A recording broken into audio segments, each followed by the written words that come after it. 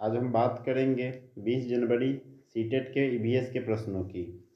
और इसको देखते हुए आप आने वाले एग्ज़ाम के लिए अपने आप को प्रिपेयर कर सकते हैं। वीडियो अच्छी लगे तो चैनल को सब्सक्राइब जरूर करें। तो हमारा प्रश्न पहला है, कौन सा पर्व से महिला कौन से पर्व में महिला चांद देखती है? तो गाइज, चांद महिला किस पर्व में देखती है? तो ये तो सबको पता है, करवा चौथ। यानी करवा चौथ में महिलाएं क्या करती है?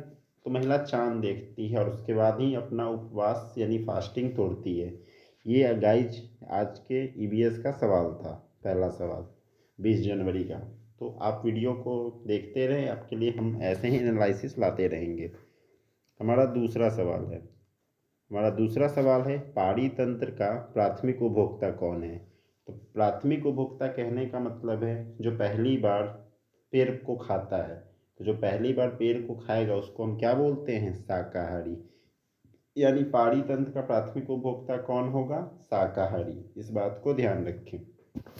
और पाड़ी तंत्र के अगर द्वितीयक उपभोक्ता की बात करें कि पाड़ी तंत्र का द्वितीयक उपभोक्ता कौन होगा, तो द्वितीयक उपभोक्ता में कौन आ जाएगा? मांसाहारी। फिलहाल इतना याद रखें कि पाड़ी तंत्र का प्राथमिक उपभोक्ता कौन है? तो शाकाहारी। और पाड़ी तंत्र का द्वितीय उपभोक्ता कौन है?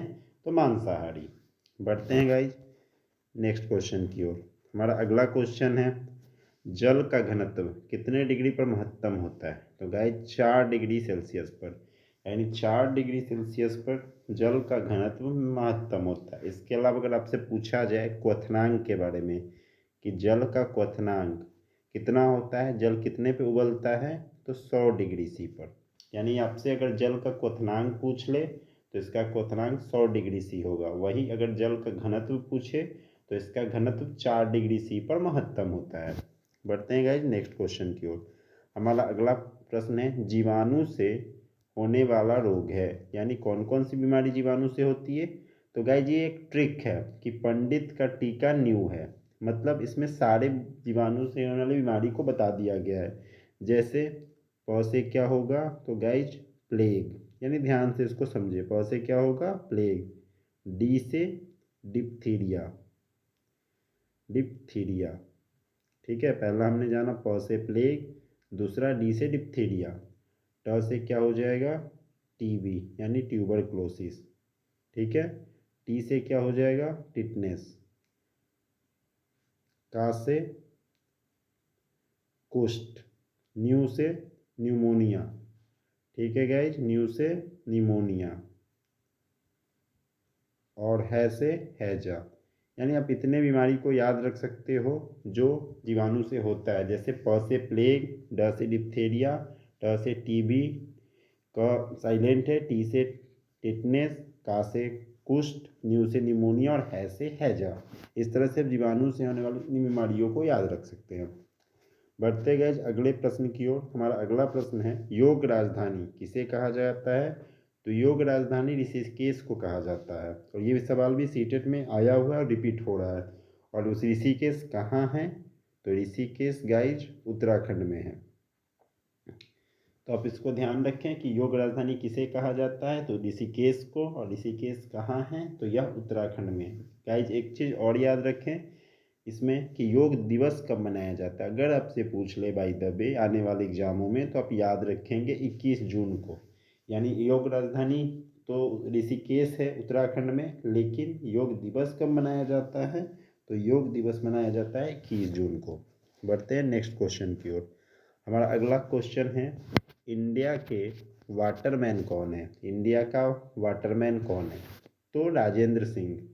और राजेंद्र सिंह को ही इंडिया का वाटरमैन बोला जाता है। या आपको दे दे, ठीक है, राजस्थान से जुड़े हुए थे तो राजस्थान का वाटरमैन कौन है? तो राजेंद्र सिंह ही होगा। और उन्होंने कौन से संघ की स्थापना की थी? तो तरुण संघ की स्थापना की थी, जो एक एनजीओ है। तरुण संघ क्या है? एक एनजीओ है जो जल की पूर्ति करता है। तो अगर पूछा जाए कि इंडिया के वाटरमैन कौन है, तो राजेंद्र सिंह है। और ये किस संस्था से जुड़े हुए हैं? तो ये तरुण संघ, तरुण भारत से जुड़े हुए हैं। जो क्या है? तो जो एक एनजीओ है। बढ़ते हैं नेक्स्ट क्वेश्चन की ओर। ठंडा मरुस्थल कौन है? यानी ठंडा मरुस्थल किसे कहा जाता है? तो गाइस याद रखें, ठंडा मरुस्थल का जब भी क्वेश्चन आएगा इसका आंसर क्या होगा, लद्दाख। यानी ठंडा मरुस्थल किसे कहा जाता है, तो लद्दाख को। इसके अलावा लद्दाख जो है वो सबसे बड़ा केंद्र शासित प्रदेश है। अगर इस बात को पूछा जाए, आने वाले एग्जाम में पूछा जा भी सकता है कि लद्दाख और क्या है, तो सबसे बड़ा केंद्र शासित प्रदेश है। इस बात को ध्यान रखें कि लद्दाख क्या है, तो सबसे बड़ा केंद्र शासित प्रदेश भी है और ठंडा मरुस्थल भी है। दोनों बात को याद रखें। बढ़ते हैं नेक्स्ट क्वेश्चन की ओर। हमारा अगला सवाल है, जलीय प्रदूषण का कारण क्या है। यानी जलीय प्रदूषण, जल प्रदूषित क्यों होता है, तो थर्मल पॉल्यूशन के कारण। यानी जितने भी कल कारखाने फैक्ट्री के वेस्ट होते हैं, अपशिष्ट पदार्थ होते हैं, उसके कारण और फैक्ट्री के कारण ही जल ज़्यादातर प्रदूषित होता है। इस बात को याद रखें। नेक्स्ट क्वेश्चन है गाइज हमारा, सुपर बग्स क्या है। तो गाइज सुपर बग्स एक तरह का जीवाणु है। इसको ऐसे याद रखें कि सुपर बग्स क्या है, तो सुपर बग्स एक तरह का जीवाणु है। पढ़ते हैं नेक्स्ट क्वेश्चन की ओर। इस तरह के सवाल भी आपको देखने को मिल रहे हैं। ये सवाल क्या है यहाँ पर, मिनीमाटा किसके कारण होता है। तो मिनीमाटा पारा के विषाक्तता से होता है, जिसे हम मरकरी भी कहते हैं। ये भी गाइज सीटेट में आज आया हुआ था। मिनीमाटा किसके कारण होता है, तो मिनीमाटा पारा यानी मरकरी के कारण होता है। और इसका अगर संकेत पूछे तो इसका संकेत Hg होता है। यानी मिनीमाटा किसके कारण होता है, तो पारा यानी मरकरी Hg के कारण होता है। इसके अलावा गाइज अगर आपसे ये पूछा जाए कि कैडमियम के कारण कौन सी बीमारी होती है कैडमियम प्रदूषण से, तो उस बीमारी को हम लोग बोलते हैं इटाई इटाई।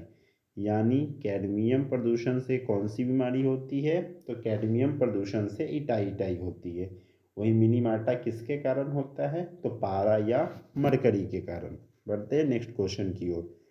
हमारा नेक्स्ट क्वेश्चन है गाइज, ब्रोंकाइटिस किसके कारण होता है, यानी किस प्रदूषण के कारण होता है, तो यह वायु प्रदूषण के कारण होता है। और ये किससे जुड़ा हुआ है, तो फेफड़ा से जुड़ा हुआ है। इस बात को ध्यान रखिए। यानी ब्रोंकाइटिस किसके कारण होता है, तो वायु प्रदूषण के कारण होता है। नेक्स्ट क्वेश्चन की बात करें कि वायु प्रदूषण से थोड़ा और समझ लेते हैं। वायु प्रदूषण से और क्या होता है, तो वायु प्रदूषण से ही SO2 और NO2 गैस बनते हैं, जो किसका कारण है, अम्ल वर्षा का। ये भी गाइस सीटेट में रिपीटेड क्वेश्चन है, ठीक है, कि वायु प्रदूषण से और क्या होता है, तो SO2 NO2 गैस निकलती है, जिससे अम्ल वर्षा होती है। बढ़ते हैं नेक्स्ट क्वेश्चन की ओर। समताप मंडल में कौन सी गैस की परत है, तो समताप मंडल में ओजोन गैस की परत है। ओजोन यानी O3। ओजोन का फॉर्मूला क्या होता है गाइज, O3। यानी समताप मंडल में कौन सी गैस की परत है, तो ओजोन की यानी O3 की। बात करें अगर ओजोन की, तो क्या करता है, तो यूवी रेज यानी अल्ट्रावायलेट किरण से हमारी रक्षा करती है, जिसे हम क्या कहते हैं हिंदी में, परावैंगनिक किरण। यानी समताप मंडल क्या करती है, तो ओजोन जो होती है वहाँ पर वो अल्ट्रावायलेट यानी पारावैंगनी से हमें बचाती है। अगर ओजोन दिवस की बात करें, आपसे ये पूछ ले कि ओजोन दिवस कब मनाते हैं गाइज, तो इसको याद रखें कि ओजोन दिवस कब मनाया जाता है, 16 सितंबर को। ओजोन दिवस गाइज कब मनाया जाता है, 16 सितंबर को। इसको ध्यान रखें, ठीक है, कि ओजोन दिवस 16 सितंबर। बढ़ते हैं नेक्स्ट क्वेश्चन की ओर।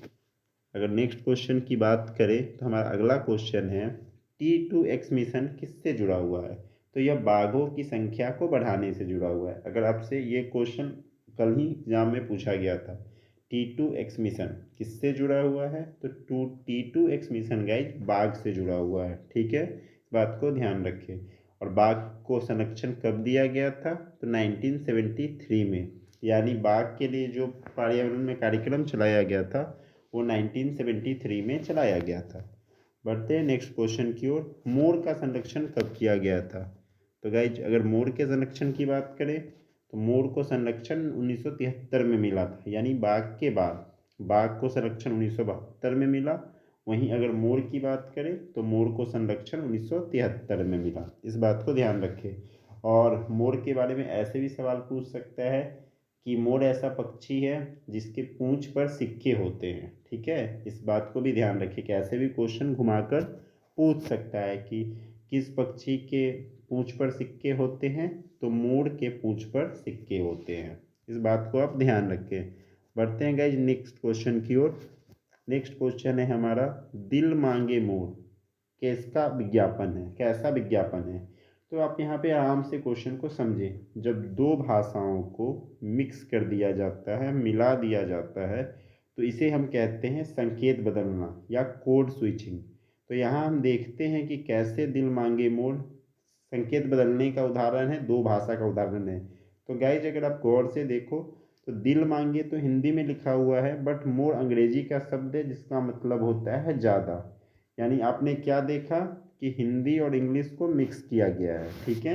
इस वजह से ये किसका उदाहरण हो जाए, संकेत बदलने का। जब आपको लगे कि दो भाषाओं को मिलाया गया है तो किस में जाएगा, कोड स्विचिंग में, यानी संकेत बदलने में। बढ़ते हैं नेक्स्ट क्वेश्चन की ओर। नेक्स्ट क्वेश्चन है हमारा, बाजरे का कौन सा भाग कूटा जाता है, यानी हम बाजरे का कौन सा भाग कूटते हैं, तो वो भाग होता है गाइज बीज। यानी बाजरे का हम क्या कूटते हैं, तो बीज। नेक्स्ट क्वेश्चन है गाइज अंतरिक्ष के बारे में। अंतरिक्ष के बारे में नेक्स्ट क्वेश्चन है गाइज, अंतरिक्ष में सबसे लंबा रहने का रिकॉर्ड किसने बनाया। तो गाइज सुनीता विलियम्स ने, यानी अंतरिक्ष में रहने वाले का सबसे लंबा रिकॉर्ड किसके नाम है, सुनीता विलियम्स के, जो कहाँ की है, भारत की ही है। और एक बात और ध्यान रखिए कि अंतरिक्ष में आप क्या कर सकते हैं, तो अंतरिक्ष में आप किसी भी अवस्था में सो सकते हैं, ठीक है। उसके लिए एक जगह स्थिर होने की ज़रूरत नहीं है, लेकिन आपको एक जगह स्थिर होने के लिए बेल्ट का लगाना जरूरी है। इस बात को आप ध्यान रखें। अगर आपसे पूछा जाए कि अंतरिक्ष से धरती कैसी दिखेगी, तो अंतरिक्ष से हमारी पृथ्वी काली दिखेगी। इस बात को ध्यान रखें। आपसे ये पूछा जाए कि अंतरिक्ष में जाने वाले पहले भारतीय कौन थे, तो राकेश शर्मा, ठीक है। नेक्स्ट क्वेश्चन की ओर बढ़ते हैं। नेक्स्ट क्वेश्चन की बात करें तो हमारा अगला सवाल, कल्पना चावला का विमान का नाम क्या था। यानी कल्पना चावला का जब एक्सीडेंट हुआ, जब वो नासा की तरफ से गई थी, तो उनके विमान का नाम क्या था, कोलंबिया। यानी कोलंबिया दुर्घटनाग्रस्त होने के कारण कल्पना चावला का प्लेन क्रैश हुआ था। यानी कौन सा प्लेन से वो गई थी, तो कोलंबिया प्लेन से वो गई थी। नेक्स्ट क्वेश्चन है, कौन सर्वाहारी है। तो गाइस सबसे पहले तो आप ये समझे कि सर्वाहारी होता क्या है। सर्वाहारी मतलब जो सब कुछ खाता है, पेड़ पौधे भी खाता है, और मतलब जीव जंतु भी खाता है, सब तरह के पक्षियों को खाता है। तो ऐसे में कौन है, बिल्ली, कुत्ता और मनुष्य, ये किस में आते हैं, सर्वाहारी में आते हैं। इसको इंग्लिश में क्या बोलते हैं, ओमनीवोरस बोलते हैं। क्या बोलते हैं, ओमनीवोरस। यानी ये सब कुछ खाते हैं, यानी सर्वोच्च उपभोक्ता है, बिल्ली, कुत्ता और मनुष्य। नेक्स्ट क्वेश्चन की बात करें तो हमारा नेक्स्ट अगला सवाल है, किस केंद्र शासित प्रदेश का मान 0 चला जाता है, यानी 0 डिग्री सी तक चला जाता है, ऐसा ठंडा प्रदेश कौन सा है। तो अगर बात करें केंद्र शासित प्रदेश की, तो लेह लद्दाख का तापमान 0 डिग्री सी से भी नीचे चला जाता है। इस बात को ध्यान रखें। नेक्स्ट क्वेश्चन है, इस बात क्वेश्चन को भी याद रखें, स्वच्छ भारत योजना गांधी जी के किस जन्मदिन पर लाई गई थी। तो पहले तो आप याद रखें कि स्वच्छ भारत योजना गांधी जी का जन्म कब हुआ था, 1869 में। और स्वच्छ भारत योजना कब आई थी, तो 2 अक्टूबर 2014 को।